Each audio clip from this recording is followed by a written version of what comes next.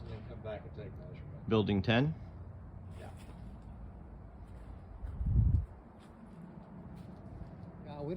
We still don't do that. I mean, this is kind of, This is building 12B. it's kind of, Building 12, the railroad ties do follow the fence line, and that would also have to be replaced with the wall built up against the fence. Building 19.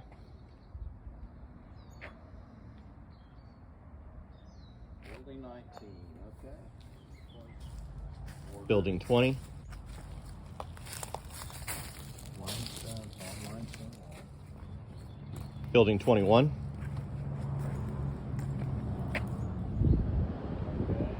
Building 6. Building 6 and 7, water ponding on the concrete, and you can see where the concrete is cavitated. That concrete needs to be saw cut out and then re-poured about 15 to 20 feet, slope to drain to the side between the 6 and 7 to the side yard. And the drainage issues around, this is unit 7. 7, need to be resolved closer to the building, so a French drain and inlet drain system around building 7 should be designed to drain any water that's ponding between these two units to the back to the parking lot. And the parking lot itself has a much lower elevation than the sills of the doors and the front door landings. So this is a problem that can be addressed on the other side, on the downhill side of the berm. You don't want to lower this berm because that's your last line of defense to keep the retention pond from overflowing if that inlet should ever fail. But the inlet looks fine to me. It doesn't look clogged. So you never want to take this area out right here. This is a part of the design of the retention pond and should be left in that state. This area we're looking at on 25B, we're looking at some concrete that has failed. It's out of level. It's cavitated back towards this heavy beam on this porch. It's also separated from the other porch by about 3 inches. And there's the concrete work over here on 6 and 7, especially in front of 6 and 7. It has to be done. So I would recommend that you demo all the concrete in front of 6 and 7 and 25B. Pin this concrete back to the beams of these heavy patio beams. You can see this exposed here. Pin it with number 4 rebar and epoxy that, and then re-pour a new concrete walkway that's slightly sloped away from the patio. It gives access to people into their units. It's safe access that won't move in the future. If you do the pinning, it won't move. But the mechanics of that, the logistics of that, is that you want to do all of this concrete demo and new concrete work at the same time, because you'll bring in a concrete pump down here, you have good access, and a line pump, which is a 3-inch line that you pump for small concrete projects, and you can do all this concrete work in one day, meaning you can pour it in one day. You can demo it and prep it and get it ready and reinforce it and form it in about 4 to 5 days, and you pump it your last day and finish it. So you've got about a 5-day project over here, just on 5, 6, and 25B. Okay. So, and Scott, you said that lifting these cements or trying to level them is really not an option. No, because there's no way to get under them from here.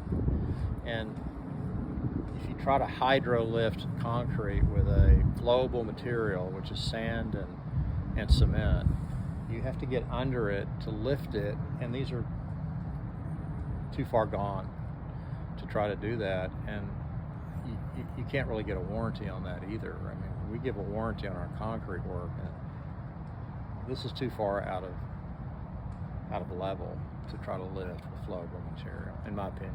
Okay. Yeah. Great. Thank you. If you resolve tree roots lifting concrete like we have here, is you would saw cut out this concrete. This is an expansion joint, so it lifted right here, and the tree cracked it here from this root here, and then when it lifted this side was lifted as well here, and this side dropped. So the repair on this is to get a flexible paver that has it's a webbed paver. It's a concrete webbed paver that's designed to be used in a sidewalk that's traversing an oak tree root system or any tree root system, because it moves with the roots. It doesn't move in a way that would make it a trip hazard. It has flex in it. And I can send you a photograph of this material. It's concrete. It's an open webbed paver. The dimensions of that paver are about 30 inches in length and about 20 inches in width, and the thickness is about 6 inches. So you lay these, they're perfectly fine to walk on, you're safe.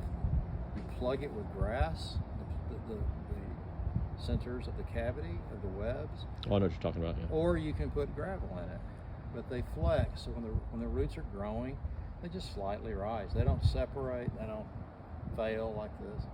It's just a nice little bridging material that bridges a tree when you can't take out the tree.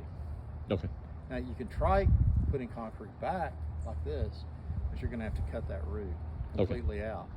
That is probably a protected tree. They are. So if you did that and killed the tree, you're in violation of the. Right. Of the. What about rerouting the sidewalk and coming around? You could take this and you could route it. You could actually saw this off even. Okay. You could bring this sidewalk out and around through here. Even though we're in the CRZ, which is critical root zone, I think you're okay with flat work to arc this back around to here. Okay. That'd be likely more expensive than the webbed paver technique. Okay. But I'll send you some photos of what that looks like. Okay, great. Thank you. So this building is not guttered, This is 20 and 19. and we have a poorly graded side yard. So in a heavy rain, or really any rain, both of these roof lines are contributing impervious cover runoff to this area, which is sloping against the building and unable to freely move to this low point, which is actually a swale in the asphalt. So I'm proposing that this be regraded and then a shallow French drain put in to take the water off the roof and bring it to here, and then we can bring it to here. Actually, we can cut this, or we can leave it here. I don't want to obstruct this opening, but there's a way to get that water onto the asphalt. Then once that's all regraded, you would use the same gravel. This is a 1/2 inch to 3/4 inch washed gravel, referred to as rattlesnake because it's so many different colors, and that would take care of this. Unless you want to also go to the extreme expense of guttering all these, and probably don't. So I would let the water fall then, and then handle it at grade, and that's how I would take care of it. Okay, thank you.